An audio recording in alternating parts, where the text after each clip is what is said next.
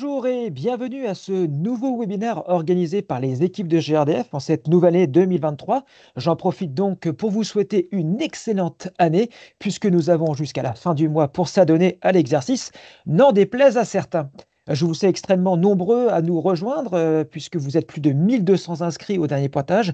Par conséquent, le temps que l'ensemble des participants se connectent, je vous informe qu'en ce mardi 24 janvier, la France pour passer la pointe de 7h30, a importé presque 5 TWh d'électricité de nos voisins et que 12% de la production nationale d'électricité était assurée par des centrales combinées gaz, source Ecomix 2, pour une consommation de 70 TWh.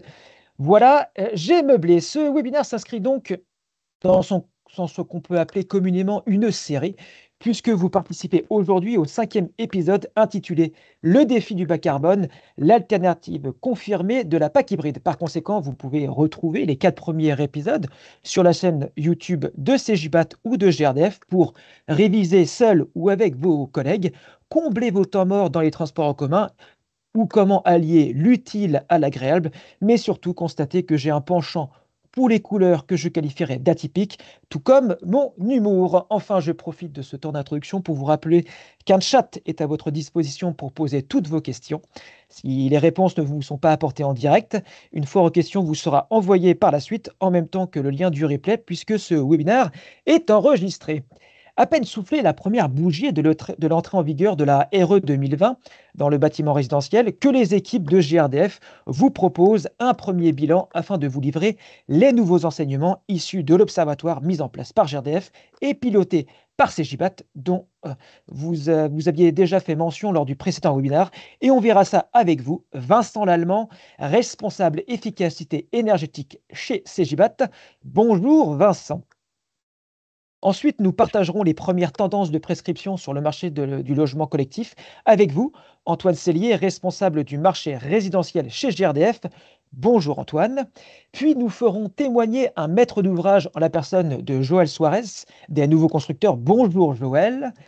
Accompagné de Christophe Millot du bureau d'éthique de Garnier. Bonjour Christophe. Et merci pour la dédicace du pull. Tous deux témoigneront donc sur leur participation à l'appel à projet intitulé Réussir la transition énergétique en jouant la complémentarité des énergies, initié par la FPI, l'USH et le pôle Habitat FFB. Et ensuite, la parole sera donnée à Nicolas Becker du groupe Vaillant-Saunier-Duval pour nous parler solutions techniques. Bonjour Nicolas.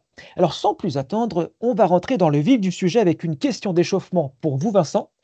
Pouvez-vous nous faire un rappel rapide de la RE 2020? En quoi cette réglementation est-elle disruptive? Donc oui, bonjour à tous. La RE 2020, on en avait déjà parlé dans d'autres webinaires, mais donc elle s'appuie sur trois piliers, l'efficacité énergétique, la décarbonation, qui est vraiment la nouveauté de cette réglementation, et le confort d'été. Dans ces trois piliers, on retrouve 6 indicateurs contraignants. Le BBio, qu'on connaissait déjà en RT 2012, qui va venir caractériser la performance de l'enveloppe du bâtiment, le CEP avec les consommations d'énergie primaire, et puis un nouvel indicateur qui va être le CEP non renouvelable, donc qui va venir caractériser les consommations d'énergie primaire non renouvelables. Si on fait un parallèle rapide avec la RT 2012, parce qu'on en parle de moins en moins, mais il est aussi compliqué de faire un comparatif puisqu'on n'est plus sur les mêmes règles de calcul ni les mêmes surfaces de référence, on voit qu'au niveau du BBio, on est sur une économie de moins 30%, sur le CEP moins 20% par rapport à la RT 2012. La grande nouveauté de cette réglementation, c'est la partie, donc la décarbonation, puisqu'on va venir mesurer l'impact carbone à la fois sur la partie exploitation du bâtiment via l'indicateur IC Énergie, mais aussi sur la partie construction du bâtiment via ce nouvel indicateur qui va être l'IC Construction. Donc sur l'IC Énergie, donc on va venir caractériser l'impact sur la partie exploitation, donc ça va être en fait tout ce qui va être les équipements de production d'énergie. Et donc, on va avoir des seuils progressifs sur le logement collectif, 14 en 2022, donc qui laisse passer les solutions traditionnelles qu'on connaissait en RT 2012, pour ensuite passer à 6,5 en 2025. Et c'est là qu'on va le voir, l'hybridation devient incontournable. En maison individuelle, on est à 4,4 et ça, dès l'entrée en vigueur de la réglementation. Sur lycée construction, donc là aussi, on a des seuils qui vont être progressifs. pour laisser le temps à la filière de s'adapter, puisqu'on va commencer à 740 pour finir à 490. Et donc cet impact va venir mesurer, via une analyse du cycle de vie, l'impact des matériaux rentrant en compte dans la construction du bâtiment, donc que ce soit de la phase production, transport, exploitation, jusqu'à la phase recyclage du bâtiment sur une durée de vie de 50 ans. 50 ans. Et puis enfin, le troisième indicateur qu'on connaissait déjà en RT 2012, mais qui était caractérisé par la tique, qui n'était pas très représentatif finalement de l'inconfort qu'on pouvait avoir dans ces bâtiments. Cette fois, on parle de DH, degrés heure, avec un seuil bas à 350 degrés heure et un seuil max à 1250 degrés heure, qui va être modulé en fonction des zones climatiques pour la zone H2, DH3. Et donc, en fonction du seuil qu'on viendra atteindre, on aura des pénalités sur les consommations d'énergie primaire, puisqu'on va venir prendre en compte le fait que peut-être par la suite, on viendra à traiter cet inconfort et donc qu'on aura des consommations liées à ces équipements. Via un système actif, je présume. Merci, merci Vincent de nous avoir rafraîchi la mémoire. Antoine, je l'ai rappelé en introduction, il y a un an, la RE 2020 est entrée en vigueur. Où en est-on sur le marché de la construction neuve sur lequel vous travaillez? En un an, il faut le dire, on a quand même eu un marché qui a été complètement bouleversé.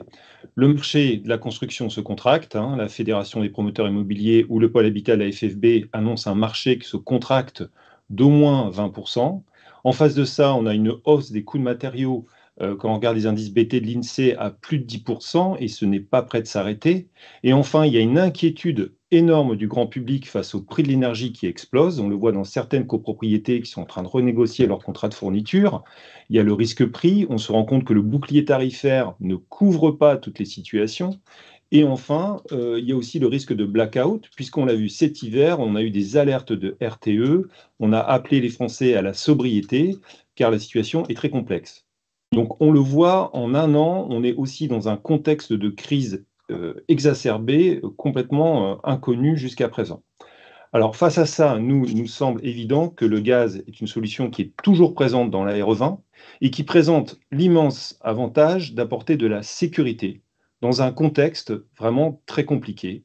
Et cette sécurité, eh bien, elle est apportée par les solutions hybrides.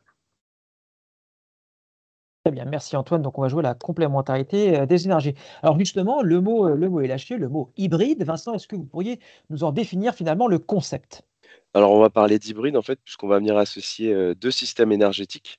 Donc, une chaudière collective ou individuelle associée à un système énergétique utilisant donc une énergie différente. Dans le cas présent, on va beaucoup parler de pack hybride aujourd'hui, mais l'hybridation peut se faire aussi avec du solaire thermique ou des chaudières bois. Et donc, pour raccorder hydrauliquement ces systèmes, on va mettre en place, donc là, dans ce schéma-là, un ballon, mais ça peut être un ou plusieurs ballons en fonction de si on va hybrider sur l'eau chaude sanitaire ou le chauffage, puisqu'on verra l'avantage de la PAC hybride, c'est qu'on va venir hybrider sur les deux usages. Et puis donc pour gérer tout ça, on va venir rajouter une régulation intelligente qui va être un peu le cerveau de cette machine-là et qui va venir donner la priorité au système le plus performant en fonction des conditions qu'on aura définies, donc de température extérieure ou alors sur un prix des énergies, pourquoi pas, ou alors la part carbone de l'énergie au meilleur moment. Donc c'est cette régulation qui va venir mettre en musique ces deux systèmes pour avoir finalement le meilleur rendement au meilleur moment et puis une fiabilité intéressante avec ces combinaisons de systèmes. Et puis alors, Et là, on voit. en plus, Allez-y ouais, Vincent, je vous en prie. sur cette hybridation, on peut rajouter aussi le gaz vert qui par la suite, donc on voit qu'avec l'hybridation des systèmes, on va déjà venir beaucoup décarboner, mais en plus en rajoutant le gaz vert en entrée de chaudière collective, on va encore avoir un intérêt supplémentaire. On voit que les pratiques, changent énormément puisque la place des ENR est de plus en plus grande. On passe de systèmes individuels vers des systèmes un peu plus collectifs dans le logement et justement, on a cette brique des gaz verts qui va, monter en puissance puisque voilà, on sait que GRDF table sur, 20 de gaz vert à horizon 2030. Justement, Vincent, pour, continuer à rentrer progressivement dans cette thématique, j'en ai parlé en introduction et vous en aviez parlé aussi lors d'un précédent webinaire. Vous avez mis en place un observatoire de la RE 2020. Quelles sont les premières tendances que vous pourriez nous relater? Alors, par rapport au dernier webinaire, on a mis à jour l'observatoire parce qu'on continue à faire rentrer des études, de plus en plus d'études aussi sur des cas concrets. Donc sur la slide suivante, on retrouve les mêmes tendances que la dernière fois, hein. On est en termes de représentativité des tailles et typologies, on est sur des bâtiments, on a 76% finalement de représentation entre des logements, entre des bâtiments avec des tailles entre 0 et 40 logements. Et puis on couvre toutes les zones climatiques, puisqu'on a toutes les zones climatiques de représenter, avec une surreprésentation des zones H1A, H2B et H3, puisque c'est les zones un peu références qu'on utilise pour faire nos études. Donc aujourd'hui, on a plus de 2300 simulations issues de 73 études avec 41 BET différents. Donc on couvre vraiment une large partie du spectre. Puis là, vous avez en plus une vision assez globale, puisque voilà, on a différentes pratiques chez des différents bureaux d'études, et puis 73 études, ça commence à être robuste. Si du coup on Tout à devait fait. commencer à regarder le premier enseignement de votre observatoire.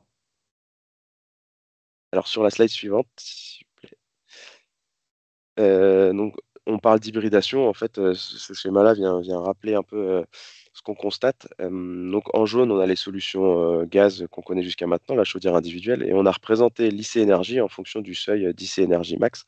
Donc, on voit sans surprise que la chaudière individuelle, peu importe les efforts qu'on va venir faire sur le bâti, elle ne va pas passer les seuils 2025. Par contre, en hybridant, eh bien, on voit qu'on passe ce seuil 2025. Alors de deux manières, soit on hybride sur un seul usage avec les solutions chaudière individuelle plus chauffe-eau thermo-individuel ou la même chose en collectif.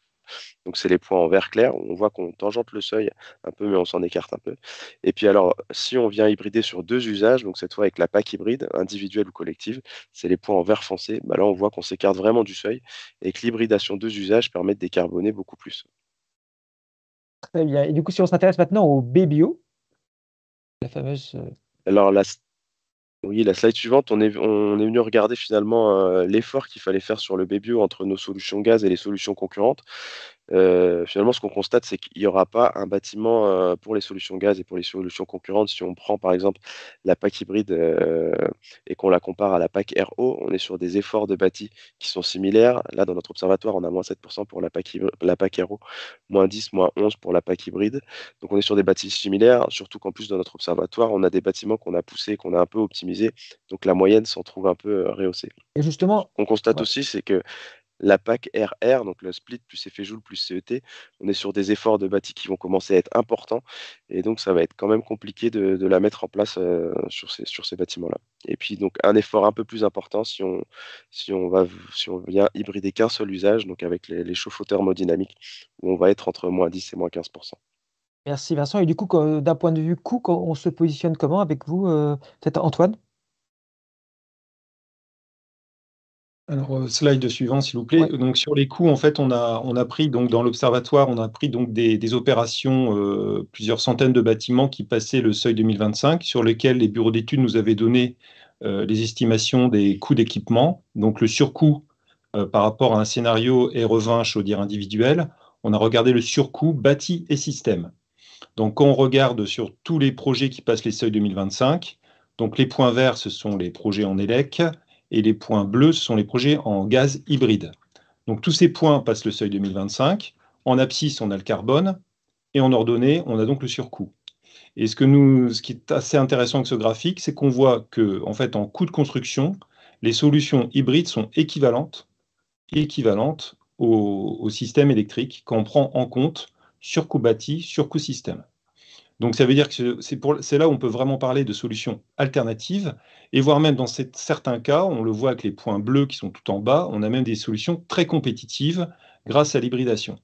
Donc ça, c'est un enseignement de notre observatoire, c'est que les solutions hybrides, contrairement aux idées reçues, elles sont compétitives. Ce n'est pas parce qu'on a deux énergies que c'est plus cher. Au contraire, c'est plus compétitif. Alors justement, vous êtes prêté à un exercice de comparer la version PAC hybride collective avec une PAC double service sur différentes typologies de logements.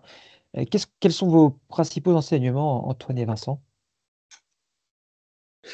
Alors justement, donc on est venu comparer ça sur trois typologies de bâtis, donc un 18 logements, un 34 logements et un 96 logements, où on est venu comparer donc les coûts d'investissement entre une PAC hybride et une PAC double service sur ces trois typologies de bâtis. Et ce qu'on constate, c'est que peu importe la typologie de bâtiment, finalement, la PAC hybride, à l'investissement, elle est moins chère que la PAC double service. Et cet écart se creuse d'autant plus que le nombre de logements est important. On voit que finalement, entre le 18 logements et 96 logements, ramené au coût par logement, on divise les investissements par deux, là où la PAC double service n'évolue pas tellement, puisqu'on le verra après, c'est dû au nombre de PAC qu'il faut mettre en cascade pour y répondre. Donc l'hybridation collective est tout à fait pertinente en termes d'investissement pour ces Et du solutions. coup, Vincent, une petite question qui est déjà posée dans le chat. Est-ce que vous avez une vision dans votre observatoire du nombre de packs hybrides installés en 2022, que ce soit en France ou en Europe? Est-ce que vous avez des premières tendances de chiffres sur ces équipements installés ou pas encore?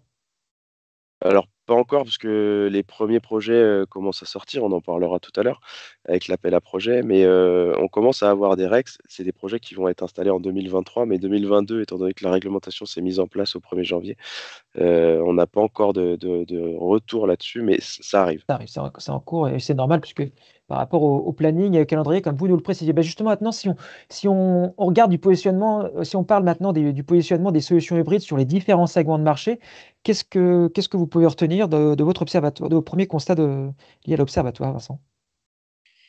Alors sur la slide suivante, parce que là, on vous a parlé de l'observatoire qu'on a fait sur le logement collectif, mais on a fait le même observatoire sur la maison individuelle où on a compilé, pareil, plus de 950 études. Et là, le graphique qui est représenté, en fait, on est venu regarder en fonction des typologies de maisons sur les 150 études qu'on a pu faire en pack hybride individuel. Donc, c'est pas un scoop, mais sur les 150, on a 150 études qui sont conformes avec la PAC hybride individuelle, à BBio égale BBio max. Donc, on n'a pas besoin d'optimiser le bâti pour faire passer cette solution.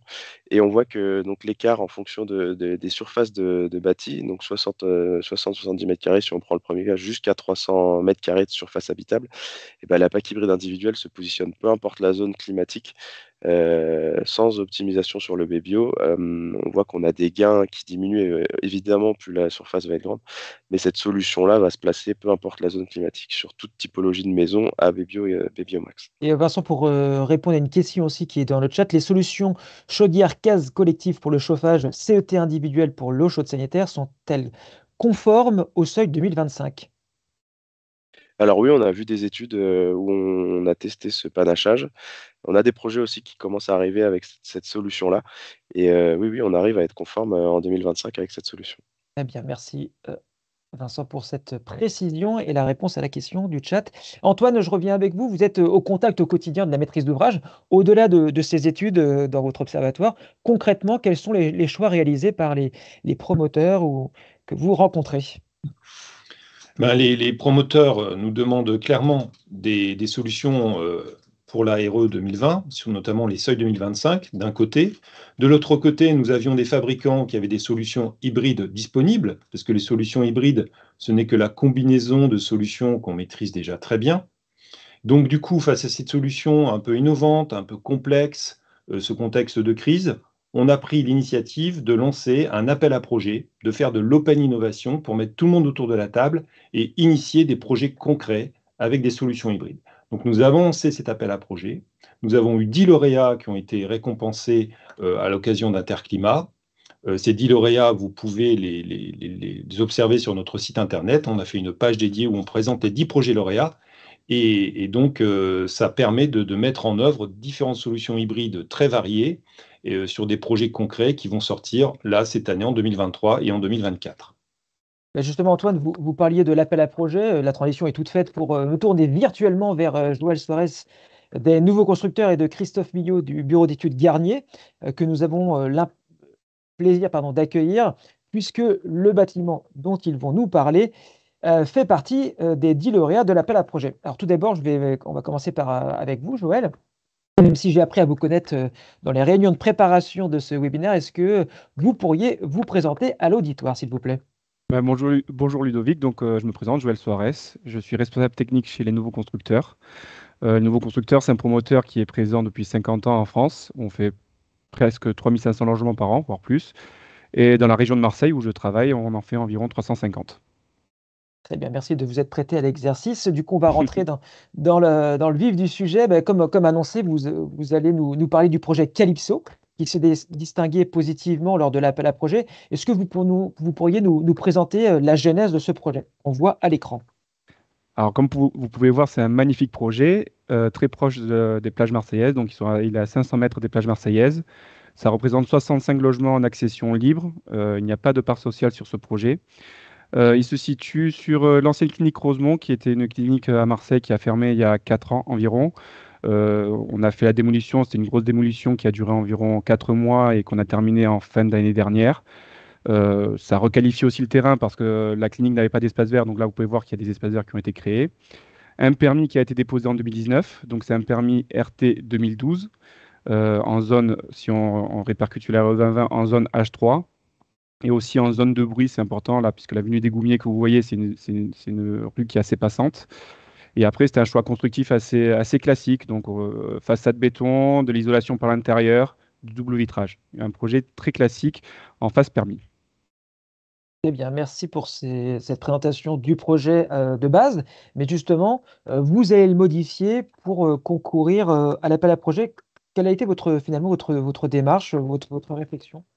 Alors, avant même l'appel à projet, en phase commerciale, on a constaté, avant de lancer commercialement l'opération en 2021, on a constaté qu'il y avait une forte demande qui se multipliait sur toutes nos opérations de rafraîchissement, climatisation. C'était parfois des attentes sur les terrasses pour que les acquéreurs puissent installer une pompe à chaleur achetée plus tard après l'acquisition de leur logement. Donc on voit une multiplication de ces fameuses unités extérieures et split sur nos opérations. Donc commercialement, on a réfléchi à intégrer le rafraîchissement dès le lancement commercial. Donc, on a remouliné l'opération. Donc, le BET Garnier nous a accompagnés. On a remouliné l'opération pour essayer d'intégrer ce fameux rafraîchissement. Il y avait plusieurs solutions qui s'ouvraient à nous. Donc, on pouvait faire de la PAC triple service, une pompe à chaleur individuelle qu'on mettait dans chaque logement et avec une unité extérieure, ou sinon faire une solution de rafraîchissement collectif par une pompe à chaleur réversible et on maintenait la chaudière gaz qui était prévue au permis. Et on s'est dirigé vers cette deuxième solution de maintenir la chaudière gaz pour l'eau chaude et le chauffage et rajouter une pompe à chaleur collective pour le rafraîchissement. Très bien. On voit déjà que vous avez rajouté de la surface, vous avez revégétalisé la parcelle, peut-être ça a dû bonifier le rafraîchissement. On voit que sur votre zone climatique, ça ne suffit pas. Et justement, vous avez parlé de la PAC triple service. Pourquoi vous n'avez pas forcément retenu cette solution? Comment vous avez réfléchi autour de cette solution technique? Alors, la PAC triple service, le seul avantage qu'on a vu, c'était la simplicité pour ne pas reprendre la conception du bâtiment. Mais néanmoins, ça nous imposait des unités extérieures qui étaient sur les terrasses. Donc, on prenait sur les superficies des acquéreurs. Il fallait gérer aussi l'acoustique. Donc, l'unité extérieure, ça a créé des problèmes acoustiques dans le logement. Donc, c'était une simplicité pour la réalisation, mais ça n'apportait pas un vrai confort. C'est pour ça qu'on est parti sur une solution collective. On a étudié la conception du sous-sol pour intégrer une zone pour la PAC en sous-sol avec une zone pour le coup froid. On a réussi à mettre aussi, à éloigner les unités pour qu'on n'ait pas de problème acoustique. On les a réussi à les mettre en cœur d'îlot et pour pas qu'on ait d'impact acoustique sur les logements. Donc la solution d'une PAC collective en sous-sol était beaucoup plus intéressante qu'une PAC triple service. On est aussi partenaire Smart Energy, Smart Avenir avec GRDF. Toutes nos opérations depuis plusieurs années, on privilégie le gaz. Et il faut savoir que l'opération Calypso, elle se situe à 5 km à vol d'oiseau de l'unité de méthanisation de Sormiou. Donc on avait du gaz vert à proximité, donc on ne pouvait pas passer à travers cette possibilité. Très bien, donc du coup, effectivement, là, on a un projet hybride et gaz vert. Et justement, Antoine, comment GRDF accompagne les maîtres d'ouvrage sur ces thématiques nouvelles dans l'immobilier neuf? Eh bien, écoutez, on les accompagne déjà dans la modélisation avec le bureau d'études pour bien modéliser cette solution hybride dans le moteur de calcul et bien tout optimiser, c'est important.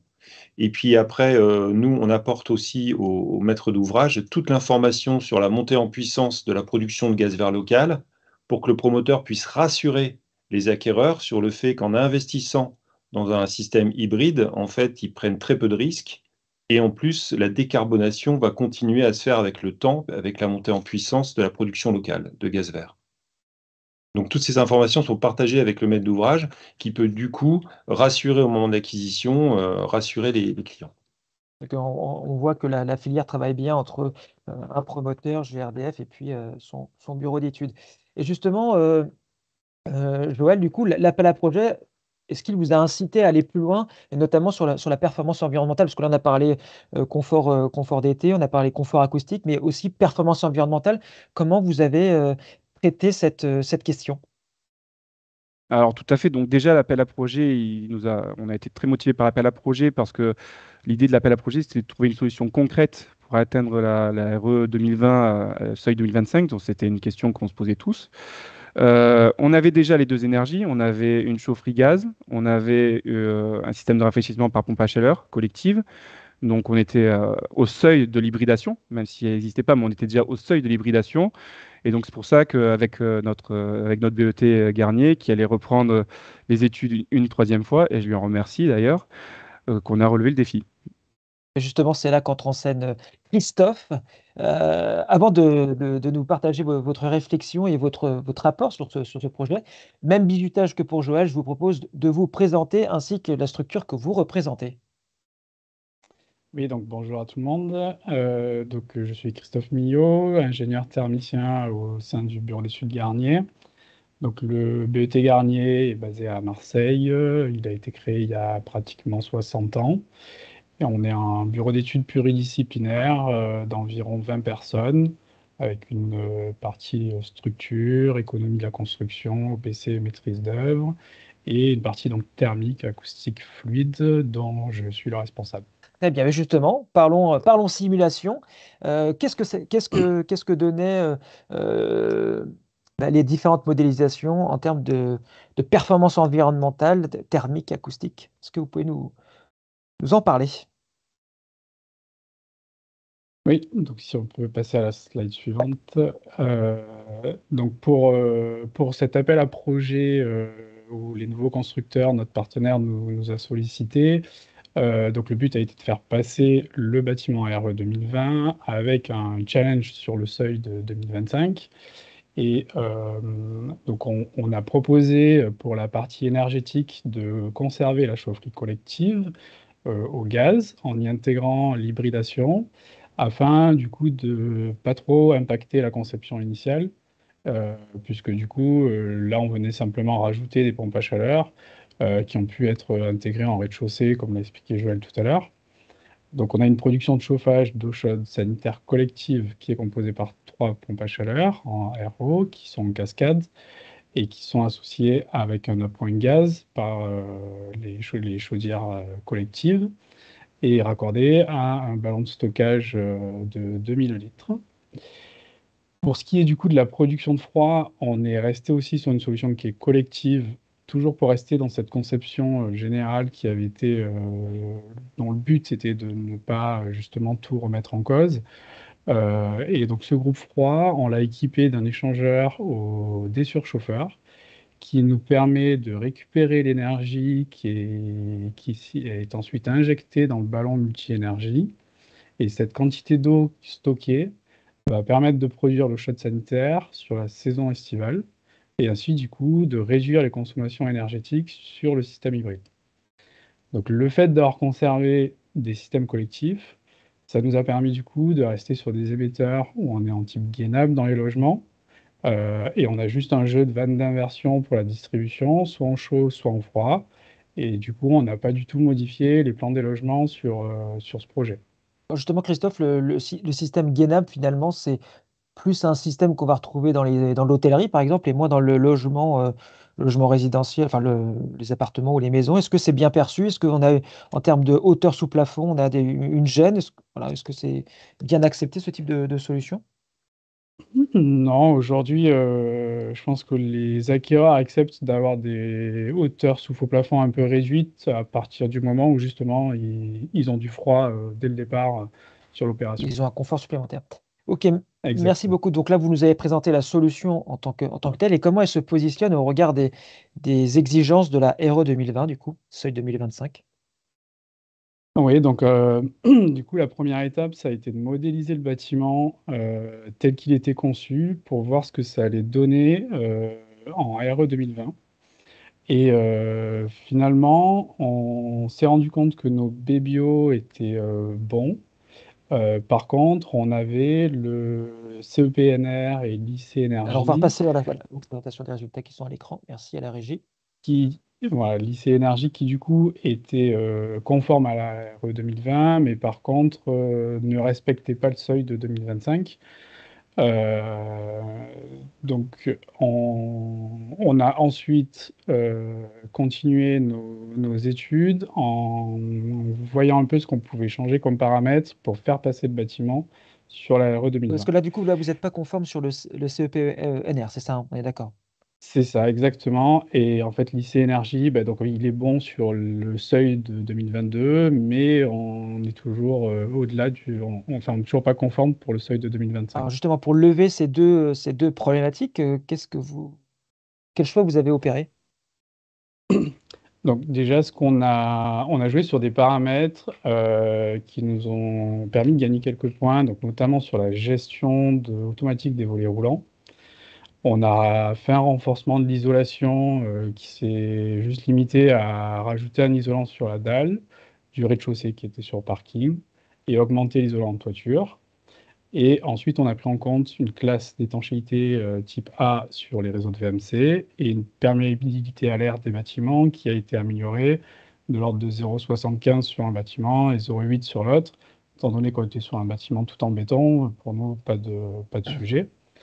Et du coup, le fait d'intégrer ensuite l'hybridation, ça nous a permis donc de passer le seuil de 2025 sur l'IC Énergie et de respecter le CEPNR. Après, on voit que le CEPNR, on est un peu en dessous limite, on va dire, au niveau d'un des bâtiments. Mais du coup, il faut quand même savoir que le projet, comme on l'a dit tout à l'heure, est en zone de bris là, en BR2.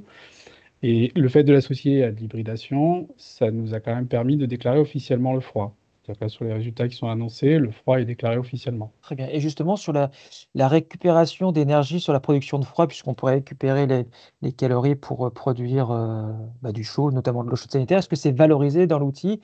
Et est-ce que vous avez estimé ce gain qu'on peut valoriser ou pas du tout? Alors, pour la récupération d'énergie sur le groupe froid, à l'heure actuelle, c'est pas encore valorisé dans la RE 2020.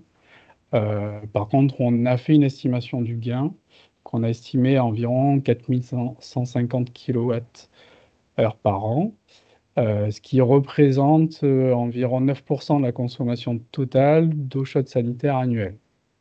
Ouais, donc, ce qui pourrait être encore plus valorisé et puis améliorer un peu les performances de cette solution, si j'entends.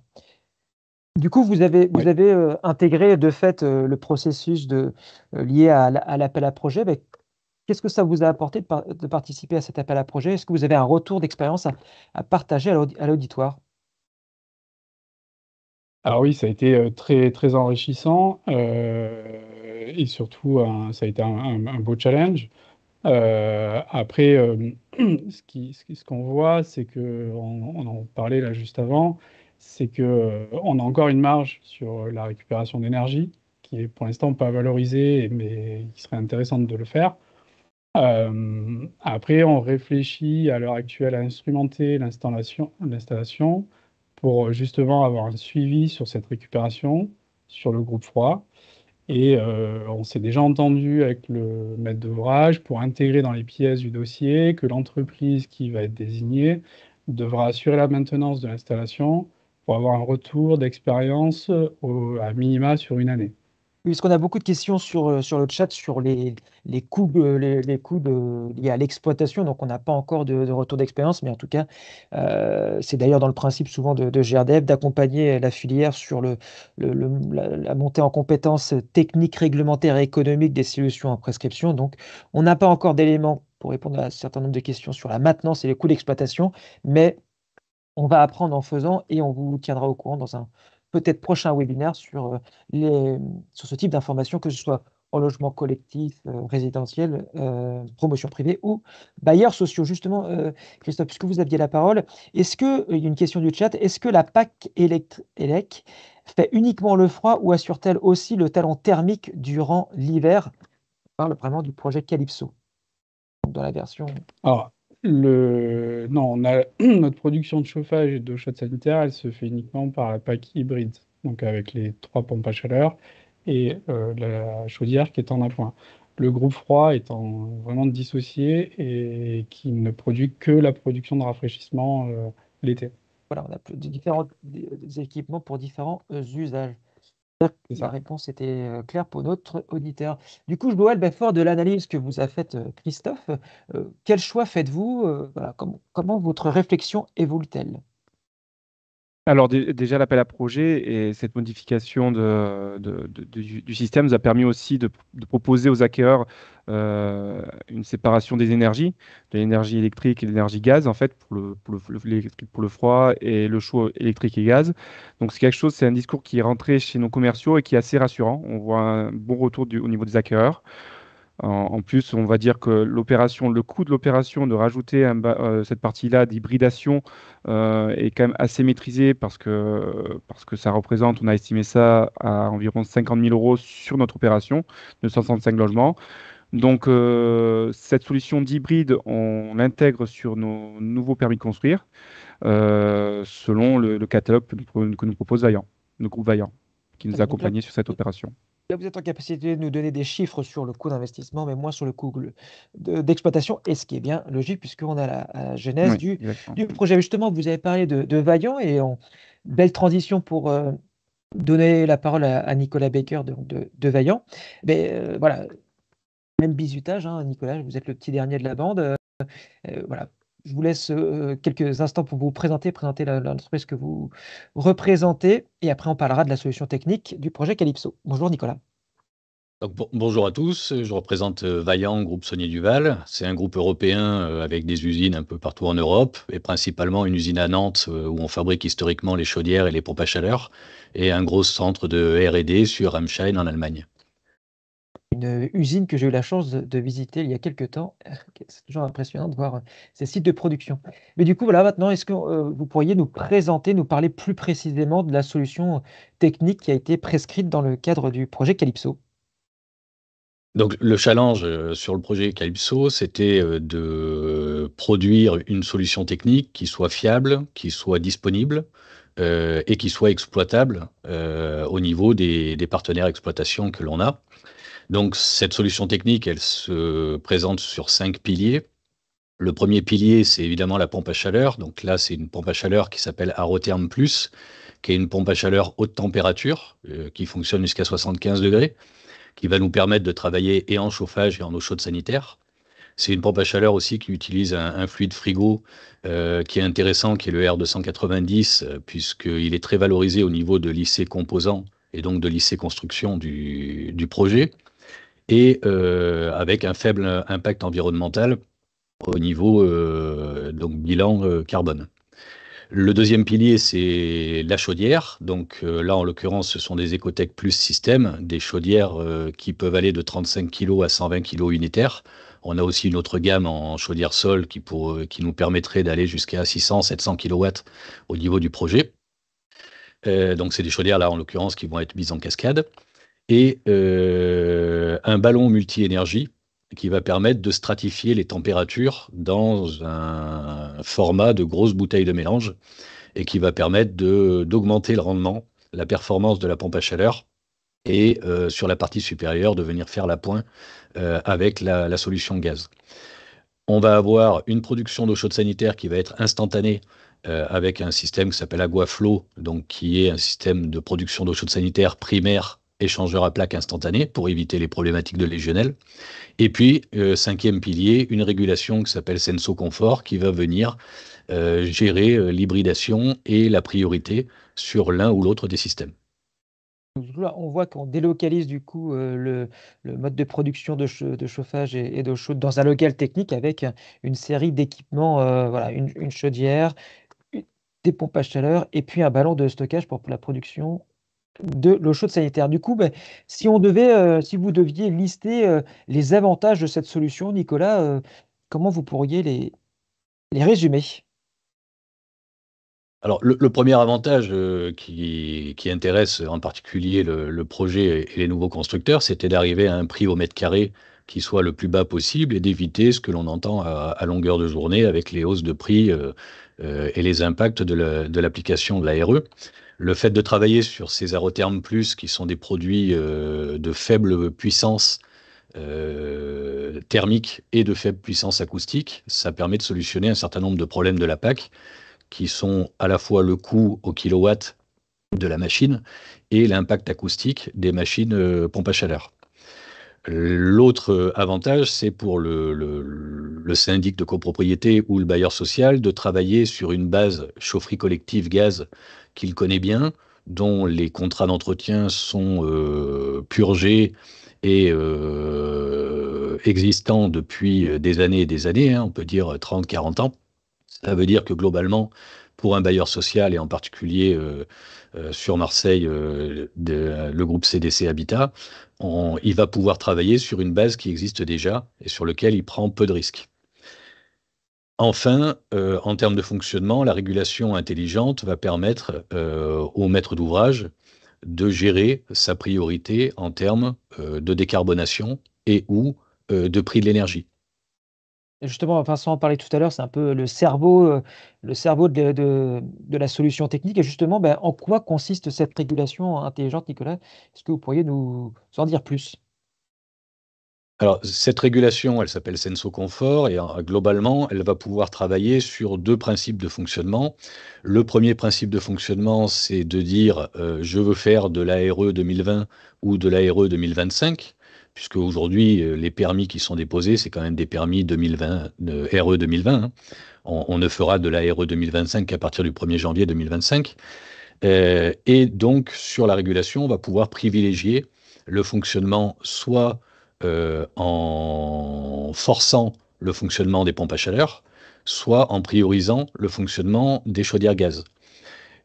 Dans un objectif de décarboner, on va privilégier le fonctionnement des pompes à chaleur, et dans un principe d'aller chercher une réduction des charges des occupants, on va créer un point de bivalence qui va intégrer le COP réel de la PAC pour aller chercher le prix minimal du kilowattheure.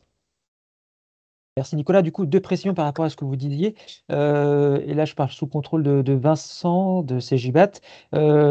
Dans le cadre du Pinel Plus, on peut faire sortir quand même des bâtiments qui respectent les exigences de 2025. C'est ça pour bénéficier du Pinel Plus.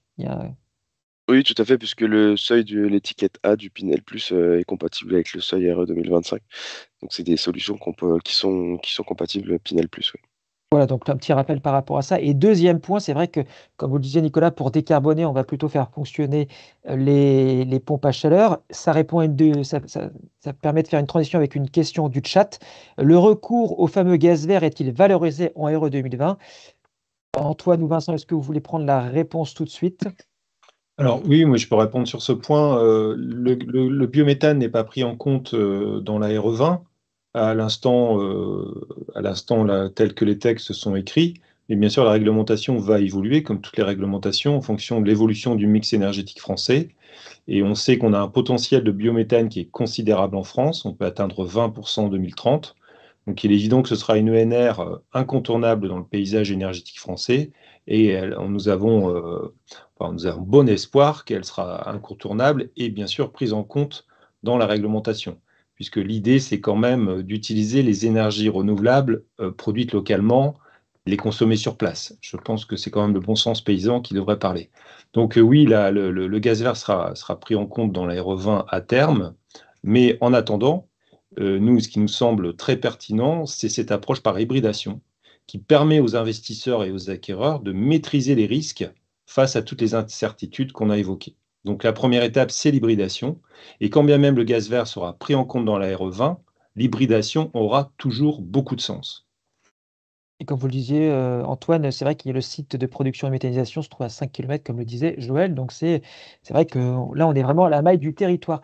Merci beaucoup, Antoine, pour ces précisions. Merci, Nicolas, pour la présentation de la solution. Alors, on verra tout à l'heure qu'il y a d'autres manières d'hybrider chez Vaillant et on verra les autres solutions en prescription. Je reviens vers vous, Christophe. Ce type de solution est-il complexe à intégrer dans le moteur de calcul RE 2020, la solution que Nicolas nous a présentée? Non, il y a absolument aucune difficulté. Il y a toutes les fiches de saisie qui sont faites pour le modéliser dans le moteur de calcul. Donc, nous, là-dessus, on n'a eu aucun problème. Très bien. Et je sais que CGBAT, généralement, accompagne la filière pour mettre à disposition des fiches d'aide à la saisie. Côté CGBAT, Vincent, vous avez ces fiches d'aide à la saisie qui sont disponibles sur le site de CGBAT? Alors, elles sont en train d'être mises à jour, puisque elles dépendaient aussi des fabricants, et elles seront mises à jour très bientôt, oui. Très bien, merci. J'ai une petite question du chat que je vais prendre maintenant. Tiens, je suis un petit peu foufou ce matin. Quelle est la position de GRDF sur les dispositifs Tempo ou EJP qui, à mon avis, je pense, n'a pas que des avantages? Qui a posé la question. Donc, côté GRDF, est-ce que vous avez une réponse à apporter sur une position, du moins, ou est-ce que je fais un temps d'attente et peut-être on peut Euh, renvoyer cette question à la FAQ, comme vous voulez. non, enfin, les tarifs Tempo et EJP, ils vont avoir beaucoup de. C'est évident que vu les problématiques de pointe électrique, on sait que, on voit bien qu'aujourd'hui, le fait qu'il faut décarboner le mix énergétique français va entraîner une électrification des usages. On voit bien sur la mobilité, on le voit aussi, d'ailleurs, les parts de marché de l'électricité progressent aussi sur le chauffage. Donc les besoins électriques vont augmenter considérablement. Il va y avoir des effets de pointe considérables l'hiver. Et on sait déjà que la réponse à ces besoins de pointe, ça va être très compliqué parce qu'il faut produire l'électricité et il faut avoir un réseau qui est capable de supporter ça. Donc on voit bien que la capacité d'effacement va être valorisée. Et le fait d'avoir deux énergies dans un bien immobilier va prendre beaucoup de valeur. Cette valeur, elle est déjà aujourd'hui incarnée dans le tarif Tempo. Le tarif Tempo d'EDF est toujours en vigueur. Et il permet de bénéficier d'un prix d'électricité très intéressant parce que justement, vous avez cette capacité à vous effacer l'hiver au moment de la pointe élec où l'électricité est la plus chère et la plus carbonée. Donc ces tarifs d'effacement, ils ont de beaux jours devant eux et je pense qu'effectivement, c'est plutôt un bon investissement que d'avoir deux énergies de chauffage parce qu'elles permettront justement aussi de faire ces arbitrages en fonction des offres des électriciens. On le constate dans pas mal de pays européens, ce type d'offre se développe et la France aura aussi besoin de ce type de flexibilité pour son système électrique. C'est ce que disait Nicolas tout à l'heure, hein, c'est la régulation intelligente qui va pouvoir permettre de choisir la meilleure énergie au meilleur des moments, que ce soit en performance euh, sur l'énergie primaire, sur la performance environnementale ou sur la performance liée au prix des énergies. Et je crois que les Pays-Bas ont pris un virage important en direction de l'hybridation. Donc, peut-être les gens qui nous écoutent peuvent se documenter aussi sur voilà, la politique énergétique hollandaise et le choix de valoriser l'hybridation. J'ai une question dans le chat pour peut-être Christophe du bureau d'études. Bonjour, avoir trois systèmes PAC, chaudière et groupe froid dans un projet ne risque-t-il pas d'être pénalisant dans les calculs sur l'ACV? Christophe, est-ce qu'on a eu des problèmes côté modélisation ACV? Est-ce qu'on a dû faire Alors, des optimisations? alors, on n'a pas fait la partie IC construction et études ACV là, sur ce projet. Après, c'est effectivement une question qui peut se poser, mais il faut pour ça le modéliser. Pour l'instant, on l'a pas fait sur ce projet, quoi. D'accord, très bien. Puisque vous avez la parole et que je vais surfer sur le chat, ne peut-on pas réduire les consommations des chaudières et des packs en jouant sur l'inertie du bâtiment et en utilisant des isolants naturels à inertie comme l'ont fait les Romains?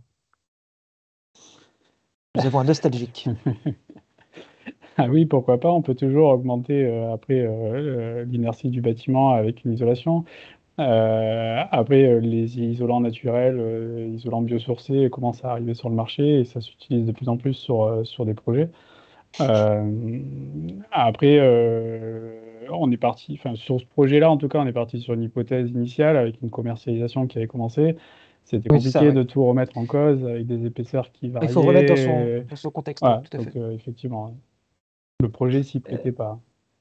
toute façon, ça va dans le sens de l'histoire que voilà, d'autres types de matériaux vont arriver en prescription. Et d'ailleurs, je ne sais même pas si toutes les FDES sont disponibles pour les matériaux, les isolants naturels. Est-ce qu'on en est où sur la mise à disposition de ces FDES? Ouais, il commence à en y avoir, mais c'est vrai qu'on n'a pas forcément toutes les fiches de tous les fabricants, hein.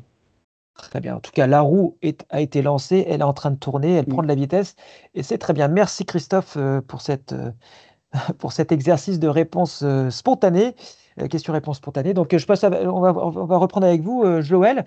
Euh, on va anticiper une question qui a déjà été un petit apportée sur l'aspect surcoût. Prescrire cette solution, à combien vous estimez le surcoût par logement? Alors, c'est tout un calcul puisqu'on est en conception, on est en phase d'appel d'offres. Donc aujourd'hui, on commence à avoir les premiers retours de prix sur les lots de plomberie et notamment tout ce qui est chaufferie. Déjà, je remets un peu dans le contexte. Dès le début, on avait quand même un rafraîchissement de prévu. Donc tout ce qui était faux plafond, tout ça est déjà intégré dans le projet. L'impact de l'hybridation, elle se joue juste sur l'ajout du matériel des 3 packs qui ont été rajoutés, les 3 pompes à chaleur, et du ballon multi-énergie. Et c'est cet impact-là financier qui coûte environ, on a estimé ça à 50 000 euros hors taxe.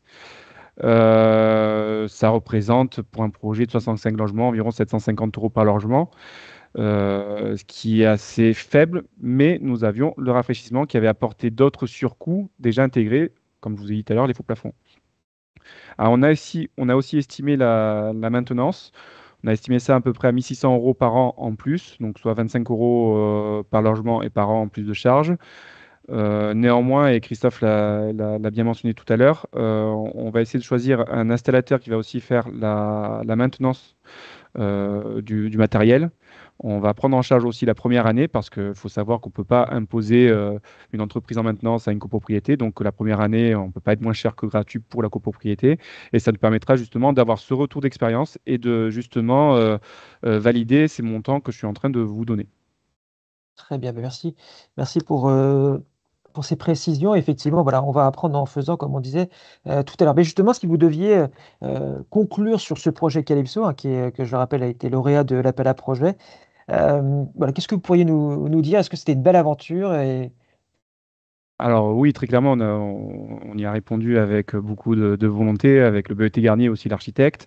C'est quand même un exemple on arrive à atteindre quand même le lycée énergie, donc on n'a pas travaillé, comme l'a dit tout à l'heure Christophe, on n'a pas travaillé sur le lycée construction, mais on arrive à atteindre un lycée énergie sur un projet sans remettre en cause toute la conception du projet. On n'a pas changé le logement, on a juste rajouté un peu d'isolation sur les toitures terrasses, on est passé de 14 cm à 16 cm.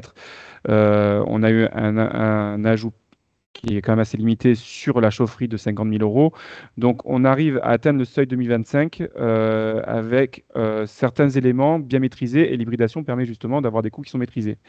Néanmoins, donc on impacte ça sur nos prochains PC et vous avez bien fait d'en parler tout à l'heure. On l'intègre sur nos permis de construire, mais il faut travailler maintenant sur lycée construction et on va essayer de répliquer cette solution tout en intégrant les nouveaux isolants biosourcés, peut-être travailler sur l'isolation par l'extérieur pour regagner en inertie sur nos bâtiments, ce qu'on n'a pas l'habitude de faire. Mais c'est une solution qu'on va répercuter sur nos prochains projets. Exactement. Merci Joël. Alors du coup, voilà, ce projet intéresse beaucoup, donc je vais quand même vous poser les petites questions qui sont dans le chat. Oui. Première question, est-ce que 100% des logements sont en DPE A pour le projet Calypso? Donc peut-être pour vous, Joël, et peut-être Christophe en complément. Alors, je peux déjà dire que non, mais je laisse à la limite Christophe détailler. Mais aujourd'hui, on n'a pas étudié le DPE de tous les logements et on n'y arrivera pas en A sur tous les logements, je pense. D'accord. Bon, déjà, c'est une première niveau de réponse. Je vais gérer le temps, donc désolé Christophe de vous avoir coupé la parole, mais je gère le temps. Et par contre, je vais vous poser une question à vous, Christophe, comme ça je vous froisse pas. La production solaire dans la solution hybride a-t-elle été envisagée à l'origine du projet? Sinon, quelles ont été les raisons de cet arbitrage? Est-ce que Non, alors la problématique du projet, c'est qu'on a des toitures qui sont très travaillées, avec aucune installation technique sur les toitures. C'est une demande à la fois de la ville et à la fois du fait que le bâtiment, on a des vues sur les toitures des autres bâtiments. Donc en fait, on est même sur une VMC inversée pour ne rien avoir en toiture terrasse. Donc toute installation solaire en toiture était pas envisageable.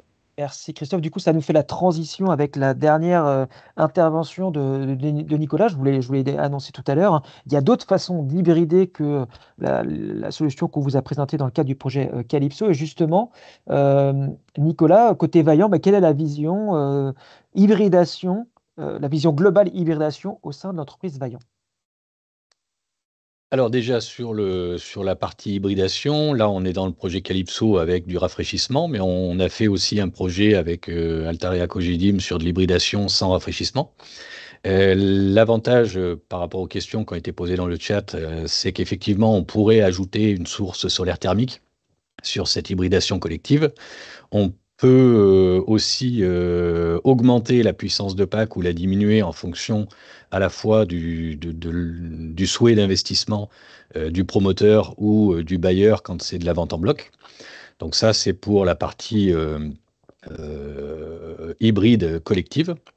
Par ailleurs, on a travaillé aussi sur un dossier qui s'appelle Néo 2, sur lequel on a fait de l'hybridation individuelle, c'est-à-dire en fonctionnant à la demande du maître d'ouvrage, toujours sur des chaudières gaz individuelles, mais en hybridant avec un préchauffage instantané de l'eau chaude sanitaire solaire thermique, donc avec un appareil qui s'appelle un module C3 chez Sony Duval, qui est un produit qui existait déjà à l'époque du BBC et qu'on a utilisé donc dans les années 2012-2013, si j'ai bonne mémoire, et qui est toujours en place sur le parc, qu'on a pu revisiter notamment là, en région Provence-Alpes-Côte d'Azur 10 ans après, et qui fonctionne toujours, parce que c'est un système qui est simple et qui permet de garder une sécurité de service grâce à la chaudière individuelle gaz.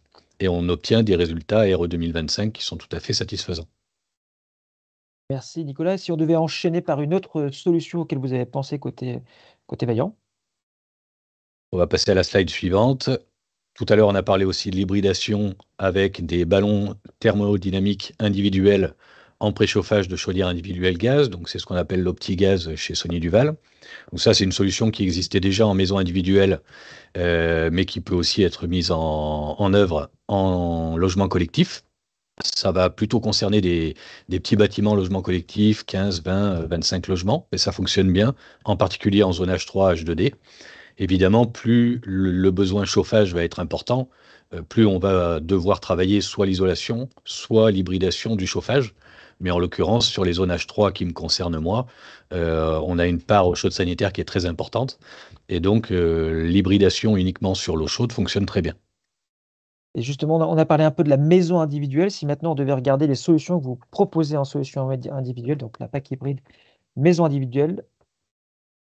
Alors, la PAC hybride maison individuelle sur la slide suivante, c'est un produit, si j'ai bonne mémoire, qu'on faisait déjà dans les années 2007-2008, qui, du fait des changements de réglementation, des 15% de dérogation, de choses comme ça, avait un peu disparu. Mais c'est des produits qu'on maîtrise bien. Aujourd'hui, on a sur la PAC hybride en individuel, je crois, un peu plus de 80 solutions mixtes, hybrides, à proposer sur la maison individuelle. Après, c'est un choix du maître d'ouvrage d'hybrider sur de la PAC ou d'hybrider sur du solaire thermique ou d'autres solutions. Hybrider sur du solaire thermique, ça a l'avantage d'avoir une vraie énergie renouvelable et de pouvoir l'associer aussi au développement du gaz vert, qui est aussi une solution vertueuse. Eh bien, merci Nicolas pour ces précisions. Justement, comme on voit qu'on couple une solution traditionnelle avec une solution plus ENR, est-ce qu'il y a une question du chat? Trouve-t-on facilement des prestataires capables d'assurer l'entretien des deux technologies, sachant que l'on a deux types de technologies différentes? Là, il y a peut-être une montée en compétence à avoir du côté de-